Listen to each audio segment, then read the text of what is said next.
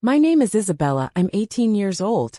Today I'm going to talk about the time that my parents paid only for my sister's college, then froze when I won a $100,000 scholarship and job offer. It's a pleasure to have you here. Stay tuned until the end, and tell me which city you're watching from. I want to know how far my story has gone.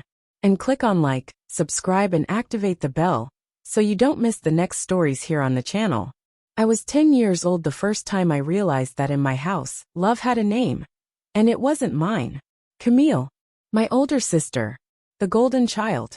It started with little things. She got the biggest slice of cake. The new clothes. The bedroom with the window and better light. At first, I thought it was just because she was older. That's what my mom would say when I asked. You'll get your turn, sweetie. Camille's just older. But my turn never came. Camille got piano lessons, ballet, then private tutors when high school came around. My parents drove her across the city for debate team competitions, awards ceremonies, weekend prep courses. I'd watch from the back seat, clutching my notebook, where I'd quietly write stories no one ever asked to read. They didn't come to my spelling bees or art fairs. Once, I won first place in a regional science contest, and when I told my mom, she blinked, then said, "That's nice, but you really should focus more on your math." At school, I was known as Camille's little sister. At home, I felt like a guest. I ate dinner with them, sat at the same table, but I was always invisible. When Camille walked into a room, my parents lit up. When I walked in, the light dimmed. It got worse as we got older. Camille's every interest was met with enthusiasm. She liked photography. Dad bought her a camera. She mentioned she was curious about marine biology.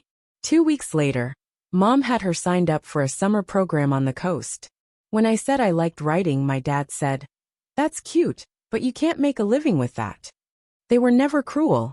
Not outright. That's the part that made it harder to explain to anyone else. They didn't yell at me, or say they didn't love me. They just acted like I wasn't worth investing in. Camille was going to change the world, they said. She's exceptional. My mother told anyone who'd listen. She's the one who's really going to make it. By the time Camille graduated from high school, the college acceptance letters came rolling in. My parents hovered over her like bodyguards, fussing about her choices, making charts, visiting campuses. When she chose her dream school, an elite university out of state, they paid the tuition up front. Just like that. They didn't hesitate. They didn't talk about budgets. They didn't mention loans. They just made it happen. I was 16 at the time. I remember watching them hug her goodbye at the airport. My mother was crying so hard she couldn't speak. My dad whispered something into Camille's ear, and she laughed through her tears. When we got back to the car, the silence was suffocating. 2 months later, I brought up college. We were in the kitchen. My mom was washing dishes, and I told her I was thinking about applying to a few out-of-state schools too. Her hands stopped moving. "Out of state," she repeated. "Honey, we can't afford that." I nodded, pretending I understood. "I thought maybe if I got a scholarship." She sighed. "Well, you'll have to get a really big one, because we used most of the savings on Camille." She said it like it was obvious. Like it made sense. I didn't cry. I don't even remember being shocked. I just stood there, next to the fridge, with my hands balled into fists, my nails cutting into my palms. In that moment I knew. They never planned for me to be anything, but the one who clapped from the sidelines. The backup. The support act. It didn't matter what I wanted. I wasn't Camille. And in their eyes, that meant I didn't matter. But I was done waiting for my turn. I was done hoping they'd see me. I started spending nights at the library, looking up scholarships. I studied like my life depended on it, because in a way, it did. I took on a job at the local grocery store, tucked away tips and paychecks. No one noticed. No one asked where I was going after school. I was free to disappear, and I did. I didn't tell them what I was planning. I didn't ask for their help, because I already knew the answer. And if I was going to make something of myself, I'd have to do it alone.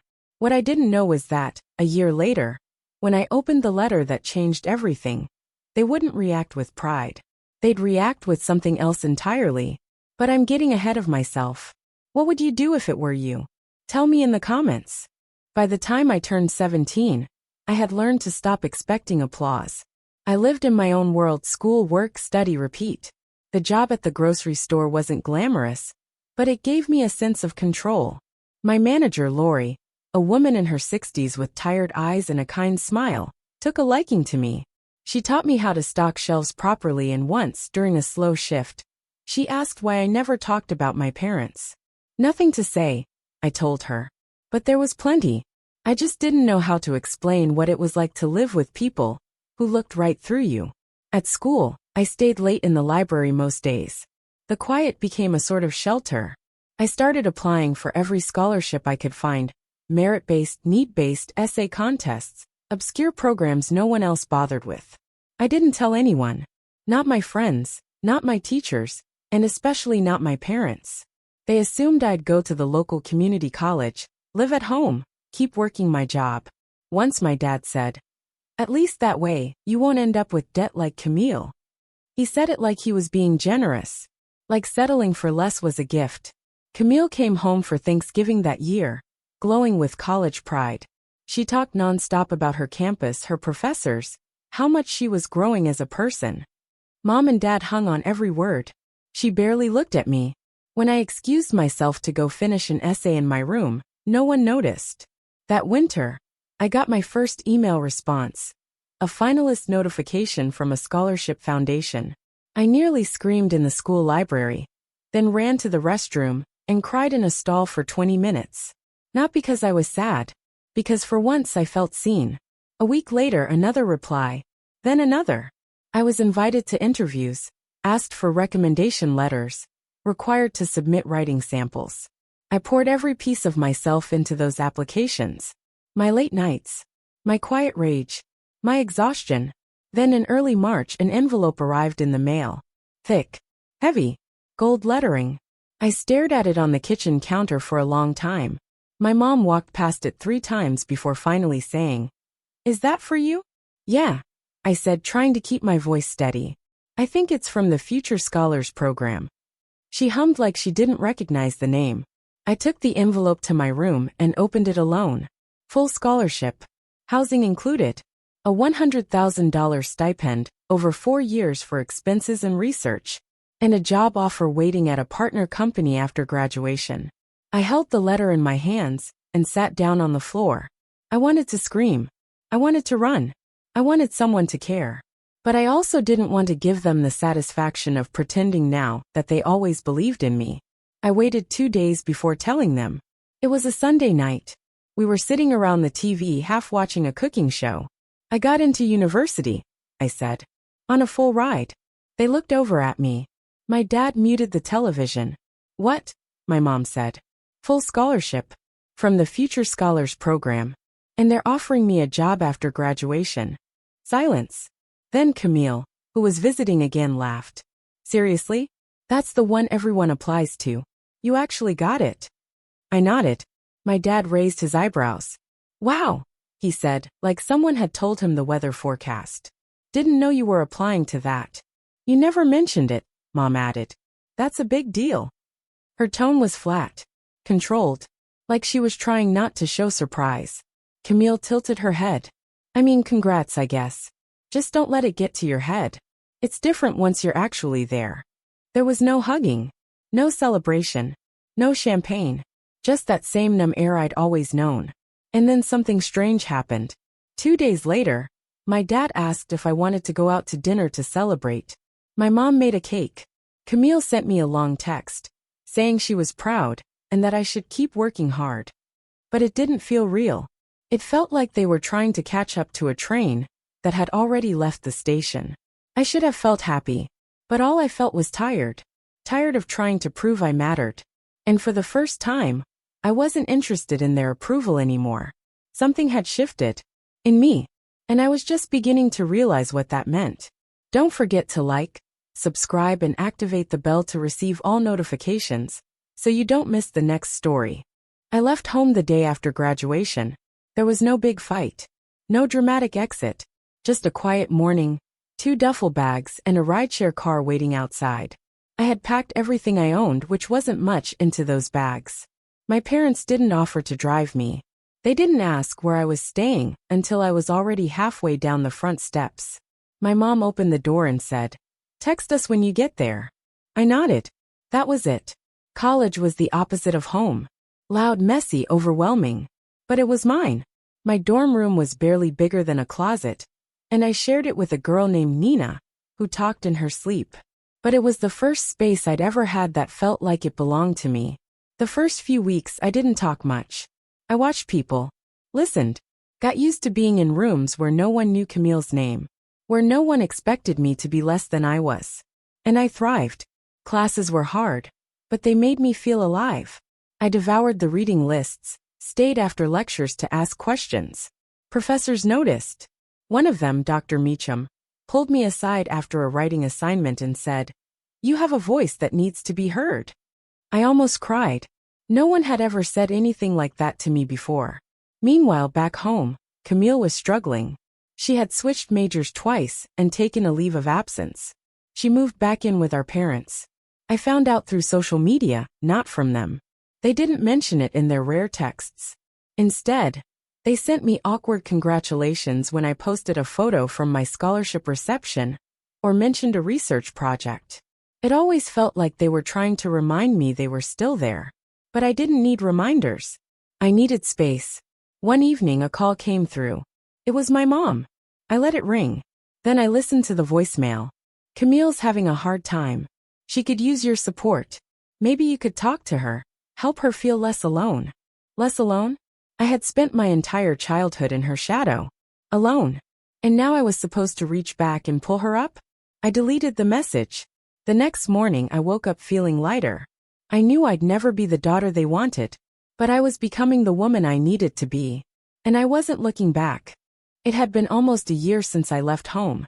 And by then, silence had become the new norm between me and my parents. We texted occasionally, birthdays, holidays, or the random, "Hope school is going well" from my mom. Nothing personal. Nothing real. I responded out of politeness, never warmth. Then came the invitation. A simple white envelope slid under my dorm door. My name was written in delicate, familiar handwriting. My mother's. Inside was a printed invitation. Camille's 23rd birthday dinner. At home. Formal. I stared at it for a long time. I hadn't stepped foot inside that house since the day I left. I wasn't sure I wanted to now. But something about the formality of the invitation bothered me. Like they wanted to put on a show. I tossed it on my desk and didn't RSVP. A week passed. Then another text from Mom. "It would mean a lot to Camille if you came." Not if it meant something to her. Not if she missed me. Just, Camille. Out of curiosity more than obligation, I decided to go. When I arrived, the house looked exactly the same, but smaller somehow. I knocked. My mom opened the door and smiled too hard. "You came." She reached in for a hug. I let her. Inside, the dining table was set like a magazine ad. Fancy silverware, crystal glasses, everything polished. Camille was in the center of it all, wearing a sleek dress and surrounded by extended family and old neighbors. When she saw me, she lit up. Not with joy, but with satisfaction. "You made it," she said. "Wow, didn't think you'd come." "I didn't either," I said. Dinner was a performance. Camille spoke about her new direction. A creative business venture funded by a loan our parents co-signed. I tried not to react. My parents beamed. Aunt Denise clapped. Uncle Gerald nodded like she was announcing a Nobel Prize. No one asked about me. No one asked what I was working on, or how school was going. I could have been a ghost. Until dessert. Camille raised a glass and said, "I just want to thank my amazing parents for always believing in me. I couldn't have made it without your constant support." They smiled misty-eyed.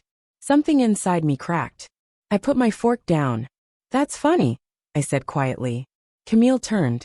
"What?" "Just interesting to hear you say they always supported you. I guess some of us had a different experience." The room fell silent. My dad cleared his throat. "Isabella, maybe now's not the—" "No, it's fine," I said. "I just didn't realize we were rewriting history tonight." Camille blinked. "Why are you being like this?" "Like what?"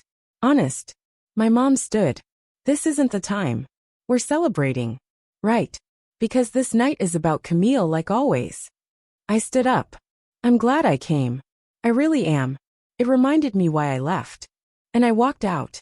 No one followed me. Back in my dorm that night, I didn't cry. I didn't shake.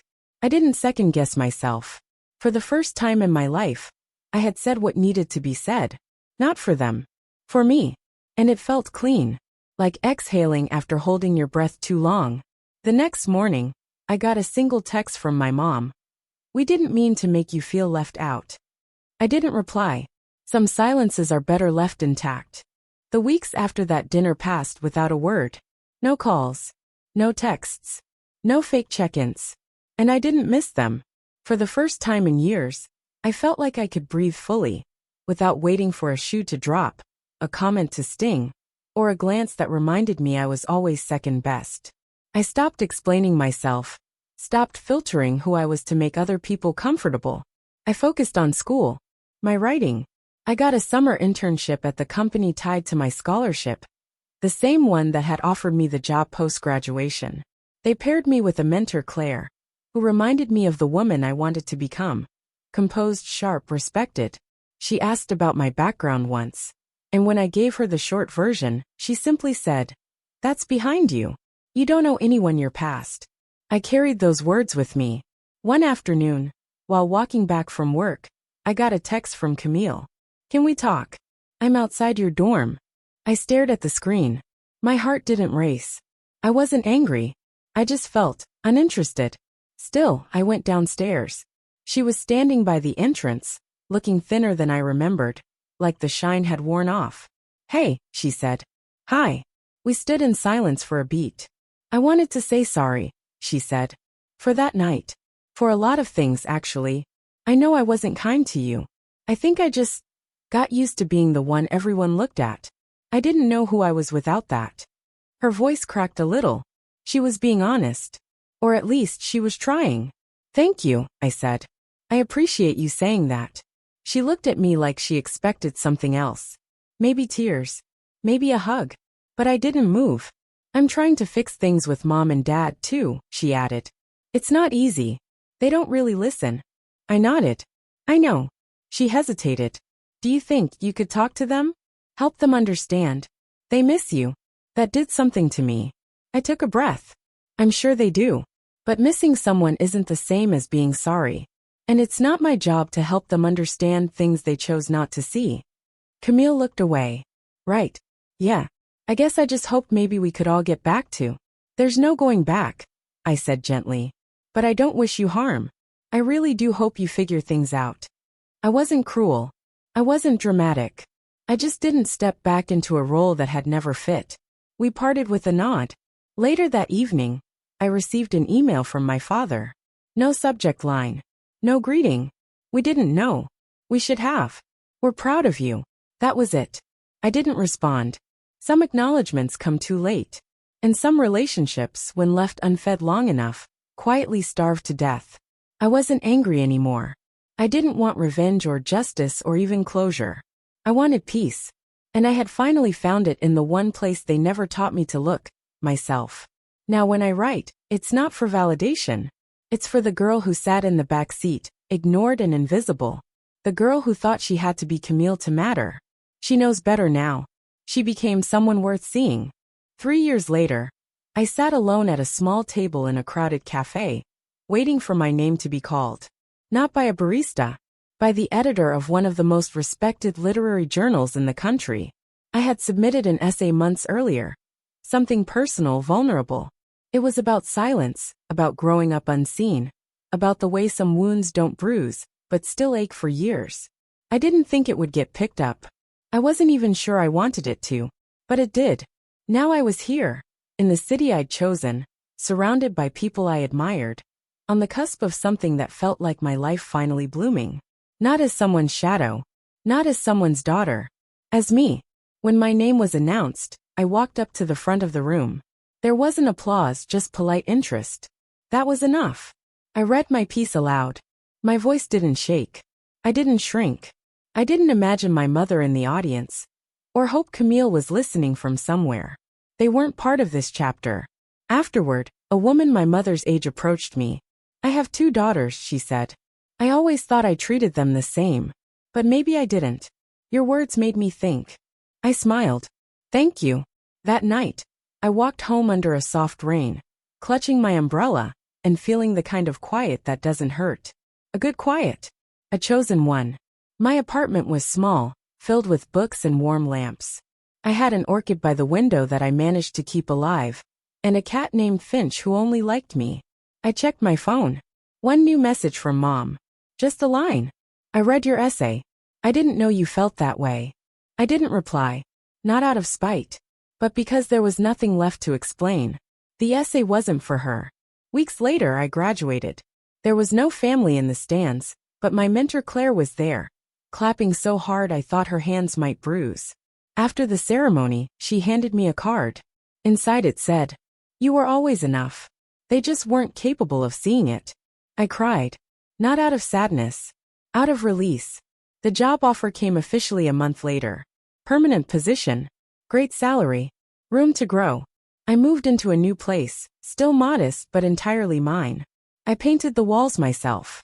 I chose soft greens and grays, colors that calmed me. I filled the bookshelves with stories by women who had survived things, who had made art out of being overlooked. Camille sent a message once, an article she thought I'd like. I gave it a heart reaction. Nothing more. We were cordial now, like strangers who used to share a house. Mom sent birthday texts. Dad occasionally forwarded me news clips about writing competitions. I read them. I didn't respond.